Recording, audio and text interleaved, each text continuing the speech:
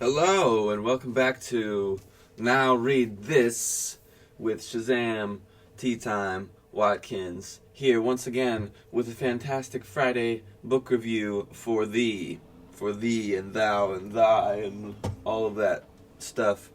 Forgot to pick music, but that's alright. I will just not do music today. I've been listening to a lot of stuff that I can't pronounce because it's all in different languages. I think I've just become a little tired of listening to the English language in audible, melodious forms, but not altogether. Just for a bit. I'm listening to like Irish music and French music and some Italian rap and a lot of classical music and choir and choral music. But anyway, I wanted to talk to you guys about this book that I just finished, and it is called John Adams by David McCullough. David McCullough is a fantastic historian and biographer. He's written books on the Wright brothers. He's written books on, I think, Teddy Roosevelt. I mean, he's written so many books, but he just goes so in depth on his research, and he's one of the few people I think that probably have access and are trusted with ancient texts and documents, especially of American history and the origins of our nation and our great American heritage. So a lot of people, I think it's funny that John Adams is sort of this character especially within American history, that people tend to almost overlook. He wasn't necessarily a flashy individual. He's not talked about. I mean, I remember going back through my first years in American history, or what we're being told is American history, and really, Thomas Jefferson sort of had this center point in all of that, and people like Alexander Hamilton and James Madison and obviously George Washington and Benjamin Franklin. But it's funny how much John Adams really had to do with how our country was run and how many ideas about our country that he had, that he intended, that were not, that would have been beneficial, that unfortunately did not come to pass. One of them being his sort of, his state of mind was very against a bipartisan, a party system, rather, I guess would be a good term. So he wasn't into party politics. John Adams was pretty much vehemently opposed to the idea, and unfortunately the idea started rather quickly. I mean, even under George Washington's presidency, there was already a semblance of a two-party system being formulated, one being the Republicans and one being, I believe it was the Federalists. Anyway, this book is fascinating because it's a small journey into John Adams' early life and how he grew up. Obviously, not much is known about this. It's quite interesting that the people that founded our nation, there's so little known about their early lives. I mean, even Benjamin Franklin's early life was very cryptic, and I have my own theories about some of his early dealings and some of his actual intentions and negotiations regarding the founding of our nation. But, you know, this book is amazing because it really showcases who John Adams innately was, and he was a very good man. He was an incredible man, actually. I don't think that the majority of people that we have as elected politicians could even come close to his scope or grasp of thinking in terms of political philosophy or culture, or his he was so well read. I mean, I think that we've just been so dumbed down. I mean, you read something that he wrote when he was a child, and half of the words don't even seem to be in the English language anymore. We are dumbed down. We are incredibly dumbed down. And part of that has to do with just an instant gratification culture, which is fine, if that's what you're into, but I am not. And that's why I like to read books, because books will show you the inconsistencies and probably lead you to some conclusions about our culture now that you won't be too happy with. Anyway, John Adams was raised as a farmer and was one of the only children in his family to attend college. And he, I believe, attended, I think it was Harvard. I want to say it was Harvard. Either way, Harvard being previously, it's a kind of an enormous, well-renowned school now, but it was, I think, one of the first colleges that was established in the early United States. And this goes into John Adams' love pretty much, not right off the bat. He originally wanted to be a farmer. And this desire never really left him as he was growing up and becoming educated. But his father saw something within him early on that he knew needed to be cultivated. And so he sent John to a school. John did not like the teacher at the school, and so his father removed him from the school and put him into another form of tutoring where John Adams was just able to thrive. And he went into the practice of law and became very skilled, but also it was a long journey for him building his law practice and his business. And he was actually the man who represented the case of the British soldiers who fired upon the crowd in what became known as the Boston Massacre. And he actually was the defense and won the trial,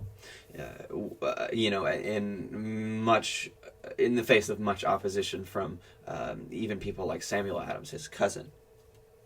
And a few of those soldiers were executed, but most of them got off because the crowd itself was actually largely responsible for the soldiers firing upon them, which is pretty interesting to find out. And even though John Adams really favored independence from Britain quite early on and was one of the first people in the Continental Congress to really push for independence and really come to the realization that that was where our country was headed, regardless of what we tried to do, that's where we were headed. And so even in the face of that, he was still willing to defend innocent men. And these are, I guess, pretty surface level things in the book. But one of the greatest things about this book is really reading about his relationship with his wife, Abigail. Abigail is one of the most inspiring women I have ever read about.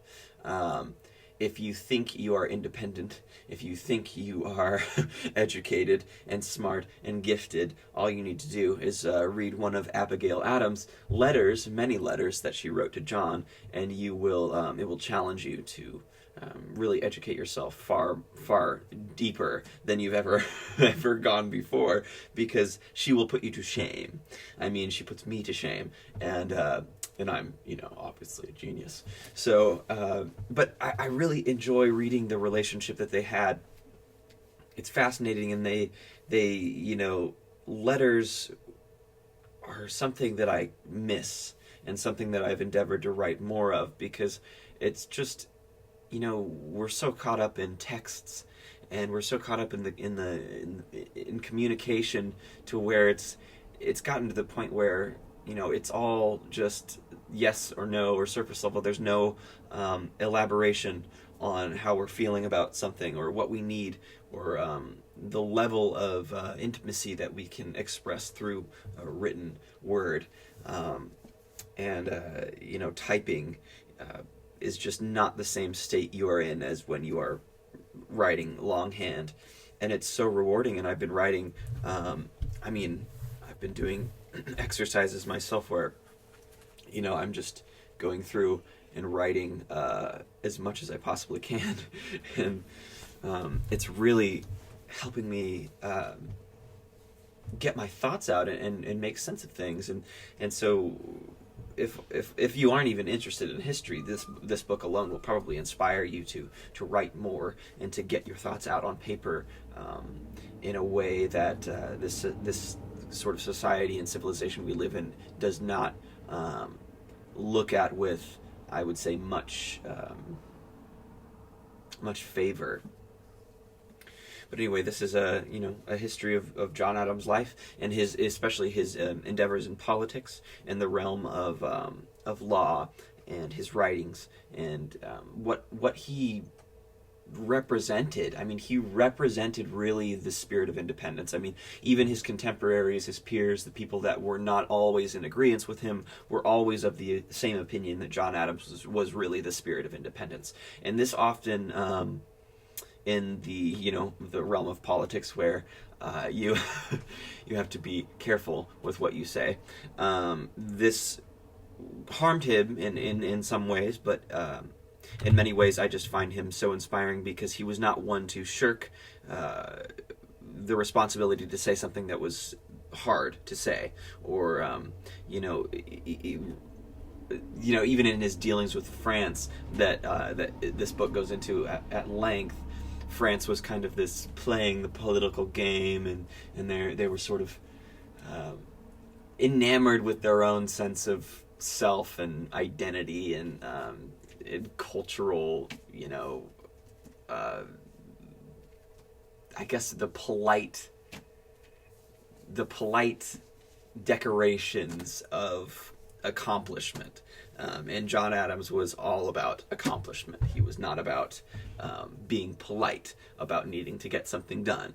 And he understood the urgency of things like getting naval support from France. And the French, influence was extremely important, but he was also always very against having anything to do with another country regarding their sphere of influence extending to the colonies. But I just cannot believe, in many ways, the depth of this man's character, and his genius is really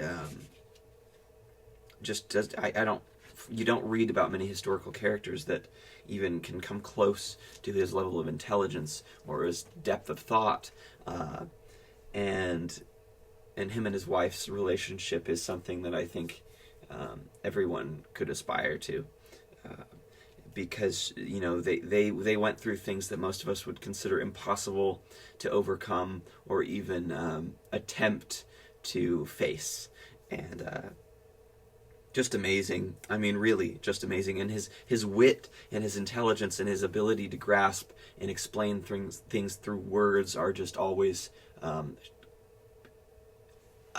it's unimaginable, the level of intelligence this guy had. And David McCullough does a fantastic job of really reporting what was going on, and what was going on in the mind of John Adams, pretty much without, I don't think he included much bias of his own, and that's usually something that I really respect David McCullough for, is his ability to relay facts in an interesting manner without really having to resort to speculation, even though this level of this era of history was a little bit less documented than I guess World War II or someone like Winston Churchill, who's, I think, had more biographies written about him than anyone in history. And I think this is pretty much the culmination of I think it's just, I don't think you will find another book on John Adams that will explain to you and really fascinate you in the way that this one does, and just really gives you a lot of respect and understanding about our country and our nation, and that's something that I have a lot of anyway. But this just deepened my sense of pride in my nation, and in where we've come from, and where we're going, and Yeah, I hope it enlightens you. I think you really should read it.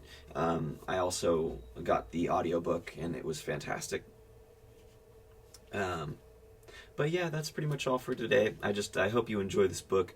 Anything really written by David McCullough is I think pretty fantastic. So you can definitely take most any of his books. I think I have um, his his book on the Brooklyn Bridge as well somewhere here. Uh, I don't know where it is. Oh, yes. So he writes massive works, and they're all of equal scale and usually of equal. I don't know. I think he's just fantastic. He's a fantastic author. So anyway, thanks for joining me. 5 stars, 5 stars on that book, and I hope you get it, and I hope you read it. And I'll definitely be reading probably all of David McCullough's work throughout my life, just because I think that his work can't really be compared because it's written in a personal way and in a way that's so it's like magnetic, and it's quick, it's fast paced, especially for history, which a lot of you, I'm probably sure, don't really enjoy reading, but that's something that you have to do. You have to know where you came from in order to know where you're going, and what's ahead and what's around the corner. Because the more that I'm reading everything, the more that I'm realizing how much is not new. Something that they go into before I wrap up here that I think is so funny is the media. The media ripped John Adams to shreds, and everyone else involved in politics to shreds. And this was in newspapers. I mean, before we had internet, before we had television, before we had any mass media outlets, we still had politicians bribing people. Thomas Jefferson was bribing and paying people's pensions in order for them to write positive things about him and negative things about John Adams while they were running against each other. I mean, this stuff was happening in the very earliest stages of American history. And so, again, it's just you'll find nuggets of information like that, gold sprinkled through. Anyway, enjoy. Thank you so much for joining me on Now Read This. You can always hit me up at readwithshazam@gmail.com. Send me a book. I need more books, as you can see. And I'm going to have to buy another bookshelf, which means I'll need it filled. Please send me books to review and to read. Send me your music if you want me to review it. I would love to hear anything that you're making. And thank you for joining me. Please like and subscribe, comment. I love reading your feedback and answering questions if I can. It's something that I really enjoy doing. And once again, Monday I'll be starting Hitchhiker's Guide to the Galaxy audiobook for you. I will be reading the entire book for your enjoyment, and I'll be doing the accents and it's one of my favorite books of all time. I really hope that you start enjoying it as well. I'll be doing that Mondays from now on until we finish the book, and then I finish another one. And then obviously Wednesdays and Fridays are still music and book reviews. Sometimes not music, I guess. This week hasn't been very musical for me. But yeah, enjoy the day. I hope you enjoy this beautiful, weirdly foggy kind of it's almost creepy kind of day in the Pacific Northwest, or wherever you are in the world. And much love. Thank you for joining me once again, and farewell.